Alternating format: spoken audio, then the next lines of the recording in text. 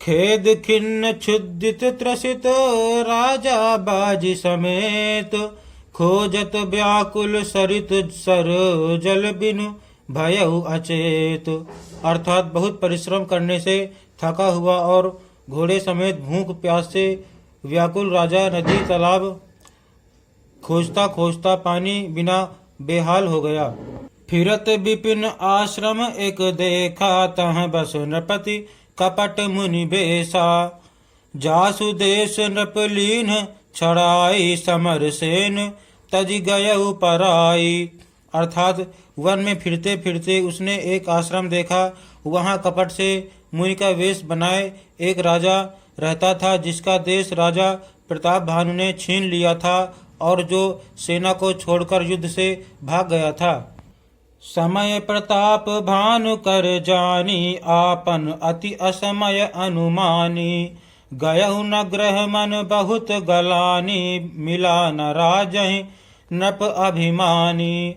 अर्थात प्रताप भानु का समय अच्छे दिन जानकर और अपना कुसमय बुरे दिन अनुमान कर उसके मन में बड़ी ग्लानि हुई। इससे वह न तो घर गया और न अभिमानी होने के कारण राजा प्रताप भानु से ही मेल किया।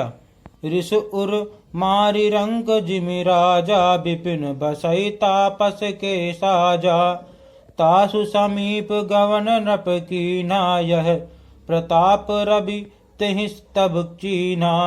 अर्थात दरिद्रता की भांति मन ही मन क्रोध को मारकर वह राजा तपस्वी के वेश में वन में रहता था। राजा प्रताप भानु उसी के पास गया। उसने तुरंत पहचान लिया कि यह प्रताप भानु है। राउ त्रसित नहीं सो पहचाना, देखि सुबेश महामुनि जाना।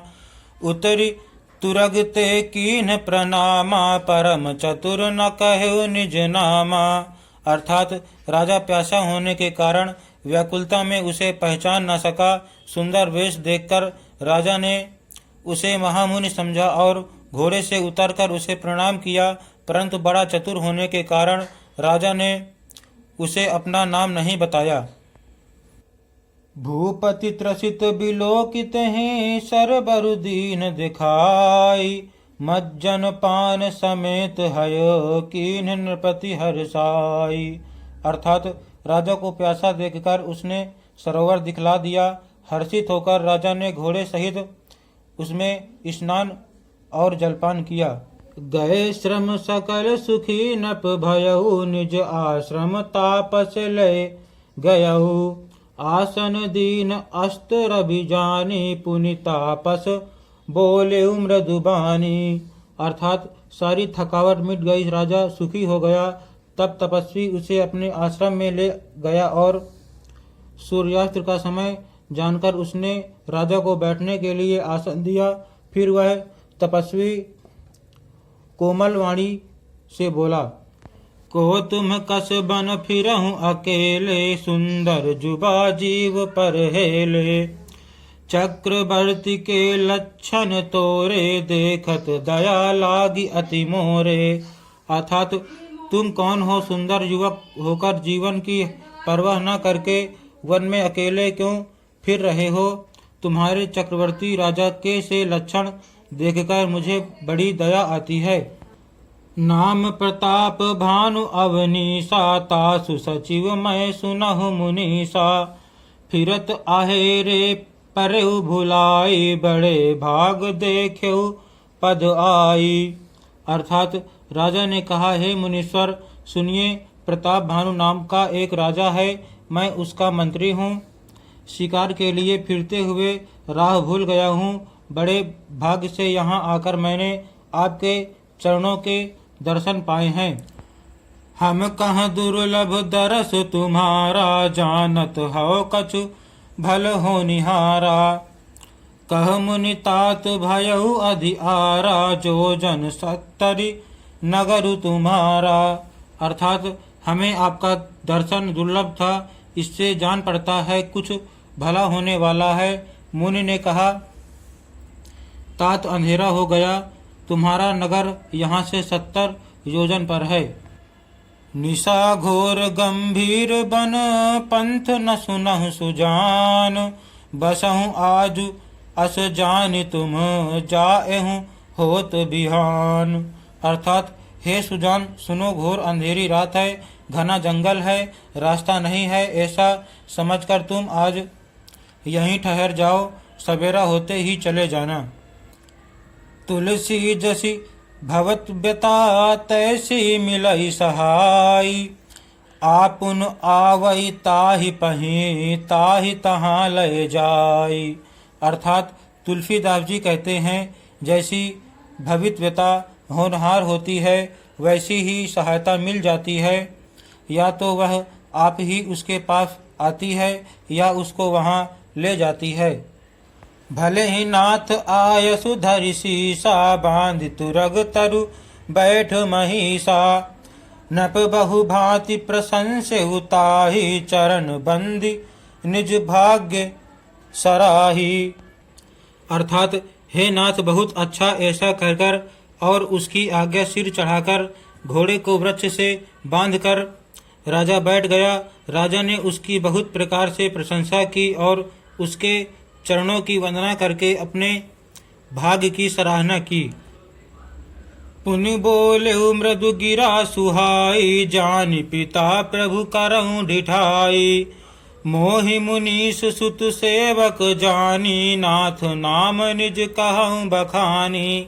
अर्थात फिर सुंदर कोमल वाणी से कहा, हे प्रभु आपको पिता जानकर मैं ढिठाई करता हूँ। हे मुनीश्वर मुझे अपना पुत्र और सेवक जानकर अपना नाम धाम विस्तार से बतलाइए। तेहि न जान नप नपहि सो जाना, भूप सुहद सो कपट सयाना, बैरी पुनि छत्री पुनि राजा, छल बल कीन चाहे निज काजा। अर्थात राजा ने उसको नहीं पहचाना, पर वह राजा को पहचान गया था। राजा तो शुद्ध हृदय था और वह कपट करने में चतुर था। एक तो वैरी, फिर जाति का क्षत्रिय, फिर राजा, वह छल बल से अपना काम बनाना चाहता था।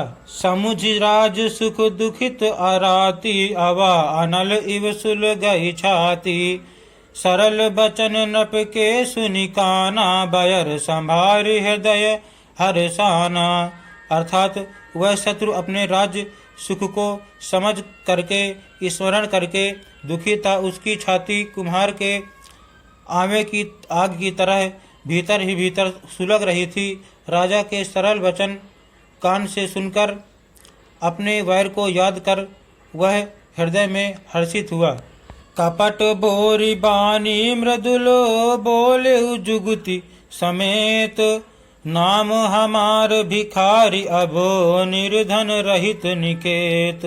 अर्थात वह कपट में डुबोकर बड़ी युक्ति के साथ कोमल वाणी बोला, अब हमारा नाम भिखारी है, क्योंकि हम निर्धन और अनिकेत घर द्वारहीन है। कह नप जे विज्ञान निधाना, तुम सारिखे गलित अभिमाना, सदा रहें अपन पव दुराए, सब विधि कुशल कुबेश बनाए। अर्थात राजा ने कहा, जो आपके सदृश विज्ञान के निधान और सर्वथा अभिमान रहित होते हैं, वे अपने स्वरूप को सदा छिपाए रहते हैं, क्योंकि कुबेश बनाकर रहने में ही सब तरह का कल्याण है। प्रगट संत वेश में मान होने की संभावना है और मान से पतन की। तेहि ते कहाई संत श्रुति तेरे, परम अकिंचन प्रिय हरि केरे, तुम सम अधन भिखारी अगेहा, होत बिरंचि शिवहि संदेहा। अर्थात इसी से तो संत और वेद पुकार कर कहते हैं कि परम अकिंचन, सर्वथा अहंकार, ममता और मान रहित ही भगवान को प्रिय होते हैं। आप सरीखे, निर्धन, भिखारी और ग्रहहीनों को देखकर ब्रह्मा और शिवजी को भी संदेह हो जाता है कि वे वास्तविक संत हैं या भिखारी।